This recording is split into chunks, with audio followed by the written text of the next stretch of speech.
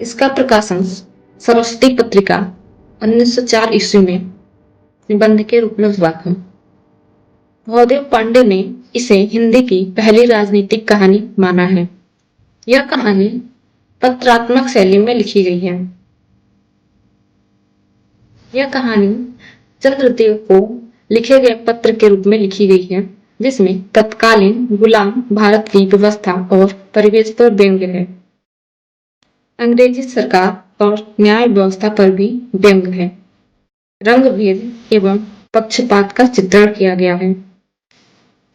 उपनिवेशवाद के शिकार भारत में तत्कालीन आर्थिक, राजनीतिक, सामाजिक समस्याओं का वर्णन करते हुए वायसराय लॉर्ड कर्जन और उनकी व्यवस्था पर करारा व्यंग्य किया गया है। भारत की दीनहीन व्यवस्था को देख लेने का आग्रह चंद्रदेव से किया गया है। इसमें कलकत्ता विश्वविद्यालय के विद्वानों पर भी व्यंग्य किया गया है। इसमें पात्र हैं लेखिका और चंद्रदेव। तो चलिए कहानी पढ़ते हैं। भगवान चंद्रदेव, आपके कमलवत कोमल चरणों में इस दासी का अनेक बार प्रणाम। आज मैं आपसे 2-4 बातें करने की इच्छा रखती हूँ। क्या मेरे प्रश्नों का उत्तर आप प्रदान करेंगे? कीजिए, बड़ी कृपा होगी। देखो, सुनी अनसुनी सी मत कर जाना। अपने बड़प्पन की ओर ध्यान देना। अच्छा, कहती हूँ, सुनो। मैं सुनती हूँ आप इस आकाश मंडल में चिरकाल से वास करते हैं। क्या यह बात सत्य है? यदि सत्य है तो मैं अनुमान करती हूँ कि इस सृष्टि के साथ ही साथ अवश्य आपकी भी सृष्टि हुई होगी। तब तो आप ढेर दिन के पुराने बूढ़े कहे जा सकते हैं। आप इतने पुराने हैं तो सही, पर काम सदा से एक ही और एक ही स्थान में करते आते हैं। यह क्यों? क्या आपका डिपार्टमेंट महकमे में ट्रांसफर बदली होने का नियम नहीं है? क्या आपकी गवर्नमेंट पेंशन भी नहीं देती? बड़े खेद की बात है। यदि आप हमारी न्यायशिला गवर्नमेंट के किसी विभाग में सर्विस नौकरी करते होते तो अब तक आपकी बहुत कुछ पदोन्नति हो गई होती और ऐसे पोस्ट पर रहकर भारत के कितने ही सुरमय नगर, पर्वत, जंगल और झाड़ियों में भ्रमण करते हैं। अंत में इस वृद्ध अवस्था में पेंशन प्राप्त कर काशी ऐसे पुनीत और शांति धाम में बैठकर हरि नाम स्मरण करके अपना परलोक बनाते हैं। यह बड़ी भारी भूल हुई। भगवान चंद्रदेव, क्षमा कीजिए, क्षमा कीजिए। आप तो अमर हैं।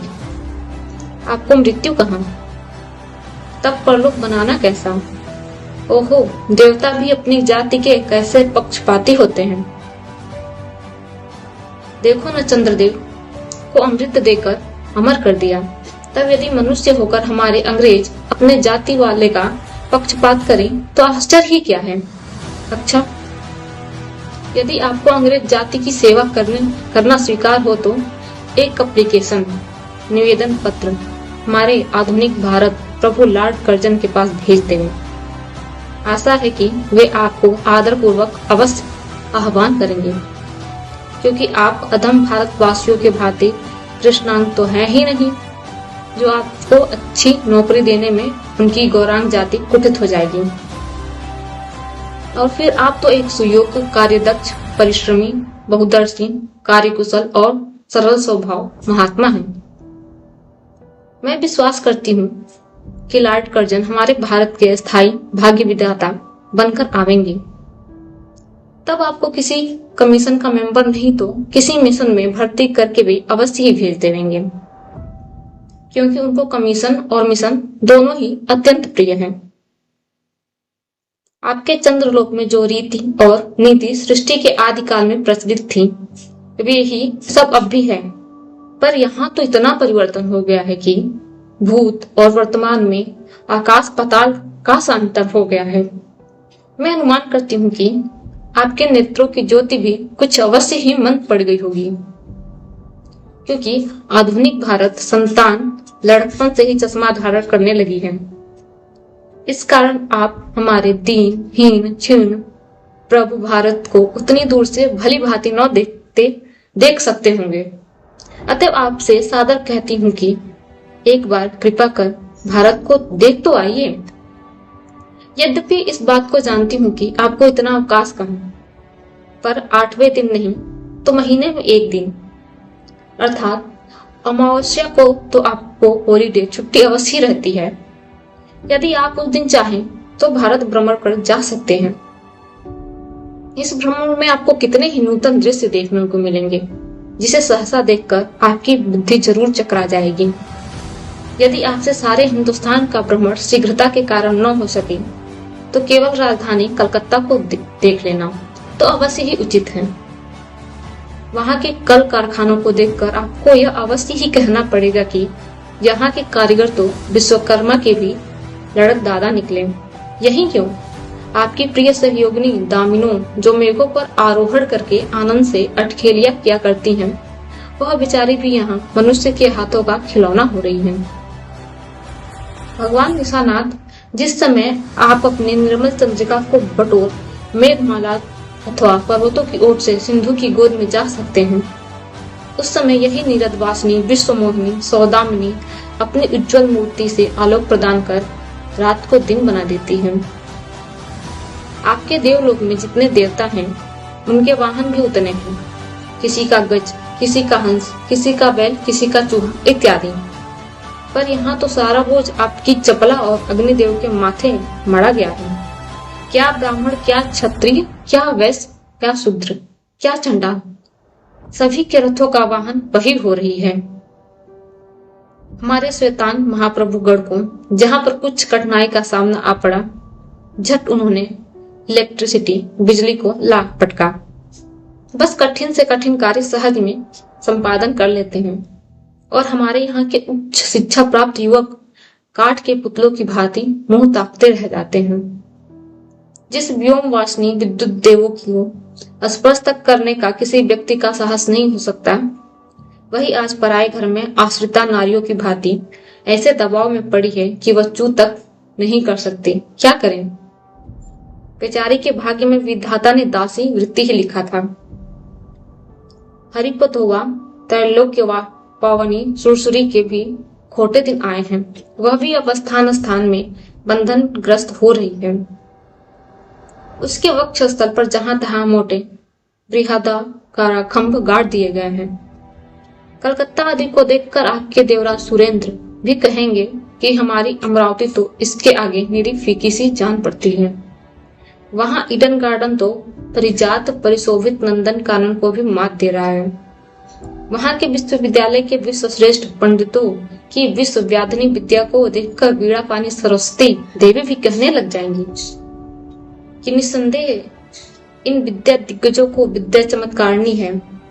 वहीं के फोर्ट विलियम के फौजी सामान को देखकर आपके देव सेनापति कार्तिकेय बाबू के भी छक्के छूट जाएंगे, क्योंकि देव सेनापति महाशय देखने में खास बंगाली बाबू से जचते हैं और उनका वाहन भी एक सुंदर मयूर है। बस इससे उनके वीरत्व का भी परिचय खूब मिलता है। वहां की मिंट टकसाल को देखकर सिंधु तनिया आपकी प्रिय सहोदरा कमला देवी तथा कुबेर भी अब चका जाएंगे। भगवान चंद्रदेव, इन्हीं सब विश्व उत्मादक अपूर्व दृश्यों का अवलोकन करने के हेतु आपको सादर आमंत्रित तथा सविनय आहूत करती हूँ। संभव है कि यहाँ आने से आपको अनेक लाभ भी हो, पर आप जो अनादिकाल से निज उज्जवल वपु में कलंक की कालिमा लेपन करके कलंकी शशांक ससदर संसलासन आदि उपाधि मालाओं से विभूषित हो रहे हैं, सिंधु तनय होने पर भी जिस कालिमा को आप आज तक नहीं धो सके, वही आजन्म कलंक शायद यहाँ के विज्ञानविद पंडितों की चेष्टा से छूट जाए।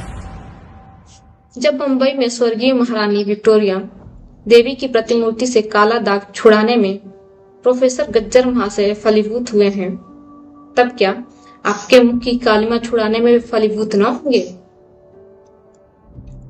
शायद आप पर यह बात भी अभी तक विदित नहीं हुई है कि आप और आपके स्वामी सूर्य भगवान पर जब हमारे भूमंडल की छाया पड़ती है, तभी आप लोगों पर ग्रहण लगता है। पर आपका तो अब तक वही पुराना विश्वास बना हुआ है कि जब कुटिल ग्रह राहु आपको निगल जाता है तभी ग्रहण होता है। पर ऐसा थोथा विश्वास करना आप लोगों की भारी भूल है। अतः हे देव, मैं विनय करती हूँ कि अब आप अपने हृदय से इस भ्रम को जड़ से उखाड़ कर फेंक दें। अब भारत में न तो आपके और आपके स्वामी भुवन भास्कर सूर्य महाशय ही के वंशधरों का साम्राज्य है और न भारत की वह सस्य श्यामला स्वर्ण प्रसूता मूर्ति ही है। अब तो आप लोगों के अज्ञात एक अन्य द्वीप वासी परम शक्तिमान गौरांग महाप्रभु इस सुविशाल भारतवर्ष का राज्य वैभव भोग रहे हैं। अब तक मैंने जिन बातों का वर्णन आपसे स्थूल रूप में किया वह सब इन्हीं विद्या विशारद गौरांग प्रभुओं के कृपा कटाक्ष का परिणाम है। यो तो यहाँ प्रतिवर्ष पदवी दान के समय कितने ही राज्य विहीन राजाओं की सृष्टि हुआ करती है, पर आपके वंशधरों में जो 2-4 राजा महाराज नाम मात्र के हैं भी, वे काठ की पुतली की भांति हैं। जैसे उनके रक्षक नचाते हैं वैसे ही वे नाचते हैं। वे इतनी भी जानकारी नहीं रखते कि उनके राज्य में क्या हो रहा है, उनकी प्रजा दुखी है या सुखी। यदि आप कभी भारत भ्रमण करने को आए तो अपने फैमिली डॉक्टर धन्वंतरी महाशय को और देवताओं के चीफ जस्टिस चित्रगुप्त जी को साथ अवश्य लेते आए। आशा है कि धन्वंतरी महाशय यहाँ के डॉक्टरों के सन्निकट चिकित्सा संबंधी बहुत कुछ शिक्षा लाभ कर सकेंगे। यदि प्लेग महाराज ईश्वर न करे आपके चंद्रलोक या देवलोक में घुस पड़े तो वहां से उनको निकालना कुछ सहज बात न होगी। यही जब चिकित्सा शास्त्र के बड़े बड़े पारदर्शी पर विजय नहीं पा सकते, तब वहां आपके देवलोक में जड़ी बूटियों के प्रयोग से क्या होगा। यहाँ के इंडियन पीनल कोड की धाराओं को देखकर चित्रगुप्त जी महाराज अपने यहाँ की दंड विधि कानून को बहुत कुछ सुधार सकते हैं, और यदि बोझ न हो तो यहाँ से वे 2-4 टाइपराइटर भी खरीद ले जाएं। जब प्लेग महाराज के अपार अनुग्रह से उनके ऑफिस में कार्य की अधिकता होवे, तब उससे उनकी राइटर्स बिल्डिंग के राइटर्स के काम में बहुत ही सुविधा और सहायता पहुंचेगी। वे लोग 2 दिन का काम 2 घंटे में कर डालेंगे। अच्छा, अब मैं आपसे विदा होती हूँ। मैंने तो आपसे इतनी बातें कही, पर खेद है आपके अनुकूल या प्रतिकूल एक बात का भी उत्तर न दिया। परंतु आपके इस मौनावलंब को मैं स्वीकार का सूचक समझती हूँ। अच्छा, तो मेरी प्रार्थना को कबूल करके एक दफा यहाँ आइएगा जरूर। एक बंग महिला।